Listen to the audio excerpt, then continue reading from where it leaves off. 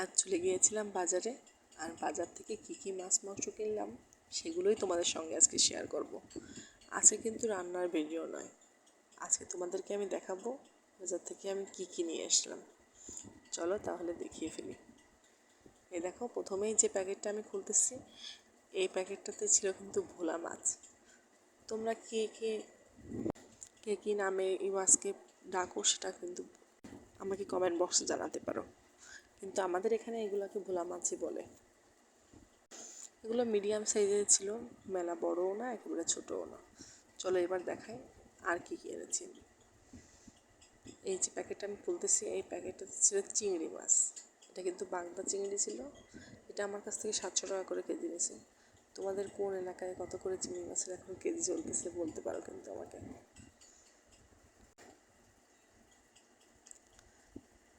দেখো আর একটা প্যাকেট আছে, এই প্যাকেটটা আমি কি এনেছি তোমাদেরকে দেখাচ্ছি। এই দেখো, এখানে আমি 1 কেজি পাবদা মাছ কিনেছি। আমার যে ছোটো ছেলে আছে, ও মানে কাঁটাযুক্ত মাছ খেতে পারে না। পাবদা মাছটা যেহেতু কাঁটা কম থাকে, একেবারেই একটা কাঁটা থাকে, এই জন্য পাবদা মাছটা ও খুব ভালো খেতে পারে। পাবদা মাছ, চিংড়ি মাছ এই জাতীয় মাছ আমি একটু বেশিই কিনি। ট্যাংরা মাছ, যদিও আজকে ট্যাংরা মাছটা পাই নাই, ট্যাংরা মাছটা আনতে পারি নাই। আর দেখো আর একটা মুরগি, এটা কিন্তু দেশি মুরগি ছিল। আমাদের এখানে দেশি মুরগি আমার কাছ থেকে 550 টাকা কেজি নিল। যদিও আগের বার কম ছিল, 490 করে আনছিলাম, কিন্তু এবার 550 টাকা করে কেজি চাইল। চলো আর এক প্রকার মাছ আমি এনেছি, সেটা কিন্তু এখনও জীবিত আছে। এই দেখো, জি রেখেছি, এগুলোকে জলের ভিতরে রেখে দিয়েছি। এখানে দিব্যি কিন্তু এখনও এরকম খেলাধুলা করে বেড়াচ্ছে।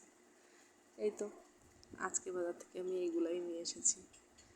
পাবদা মাছ, চিংড়ি মাছ, এই যে ভোলা মাছ, আর একটা দেশি মুরগি, আর তো দেখালামই শিং মাছ, এইগুলাই। সবাই ভালো থাকো বন্ধুরা, আর লাইক কমেন্ট আর শেয়ার করতে কিন্তু ভুলো না।